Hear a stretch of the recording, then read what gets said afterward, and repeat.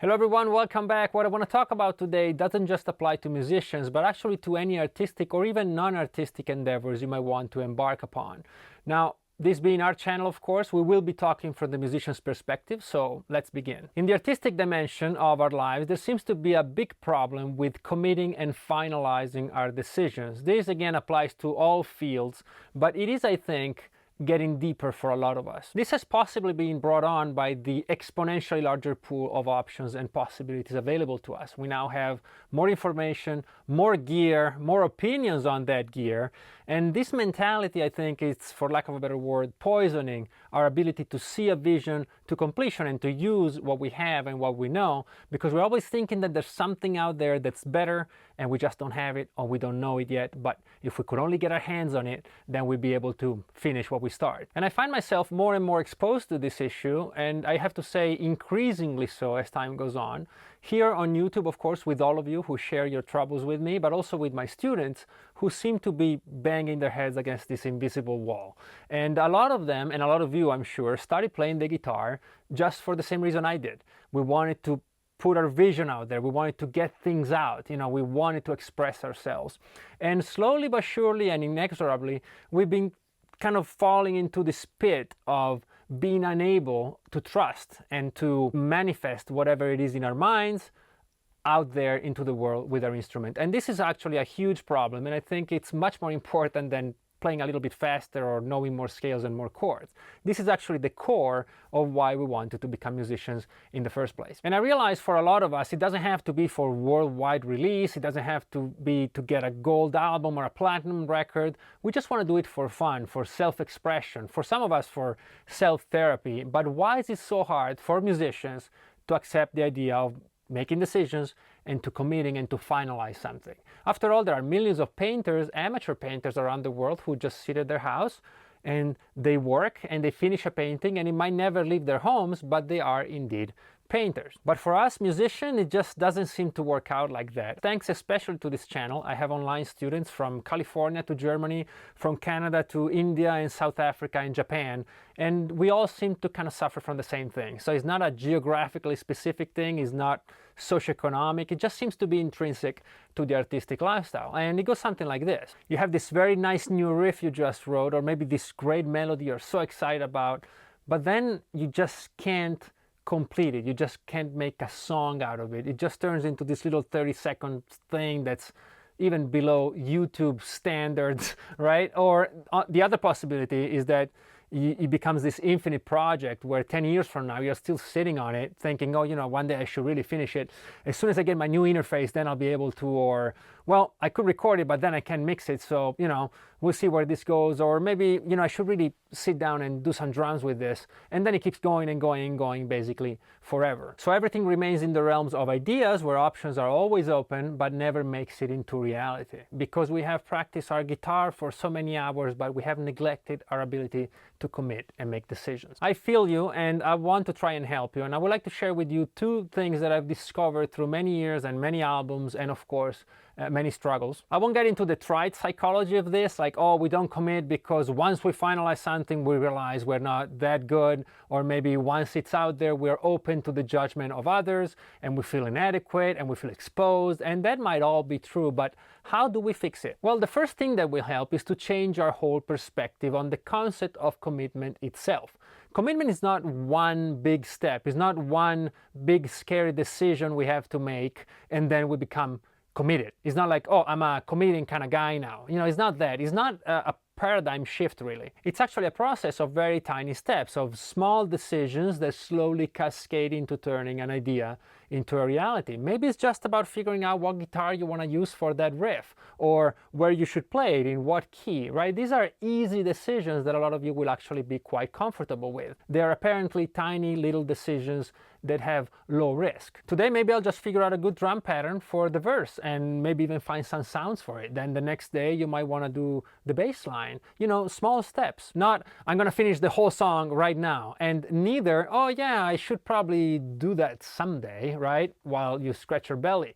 Neither of the two, of course. Just sit down and do your small amount of work you can today. That's kind of the idea. The beauty about these small steps is that as you take them, they will start to lay a foundation and kind of clear and show a path so that every subsequent decision becomes just a little more informed and a bit more limited. If I have a finalized drum groove, my baseline now will obviously and inevitably be informed and limited by what the drums are doing. There might still be a few options that are viable, but certainly it's not like anything goes anymore. Or if I finalize my melody, now there's only so many options for the rhythm guitars to support and enhance that melody rather than hinder it. So it will become a lot easier to commit now to the rhythm guitar parts than if I hadn't finalize my melody. And we can take this reasoning all the way to the engineering and the production of a song, to the mixing and to the mastering if you decide to take it that far. Each little step will build and be informed by the previous decisions and commitments that we made. If you already have a kick drum you love, well, the bass will kind of have to fit around it. And if you have your synth track or your keyboard track and you want them to sit alongside this great sounding rhythm guitar you have, then your options are of course limited and therefore easier to make. All this of course doesn't mean that you can never go back and change your mind and change things, but even these changes and these new decisions will be dictated on actual facts and actual opinions you'll run into, not on a whim. And that's the dangerous thing, where you're just going all over the place without knowing what your objective is. And so that's the first thing. Look at commitment as very tiny steps, not as a big thing you have to worry about, not something that's gonna crush you. It's just a little something that you can do right now. Right now you can sit down and go like, you know what, let me make one simple decision that will help take this idea all the way to reality. The other thing I want to talk about and help you with is that even when we decided, okay, now we're going to start committing to things, we still might have in our heads a few different options that we're not quite sure which one to choose. We might have 2 or 3 good melodies that would fit the song, or we can't figure out which one we like more. Or maybe we have a few drum sounds that really convey the message of the song.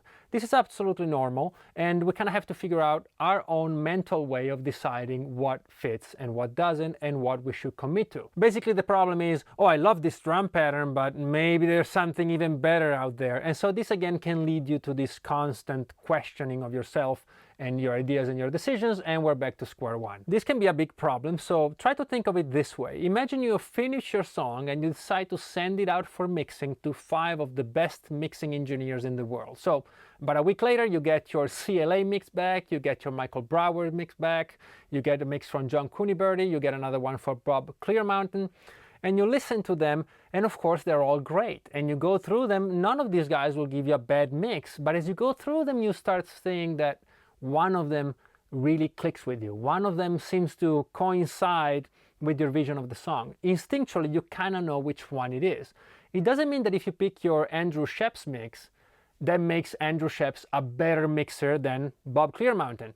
It doesn't mean that the mix is intrinsically better.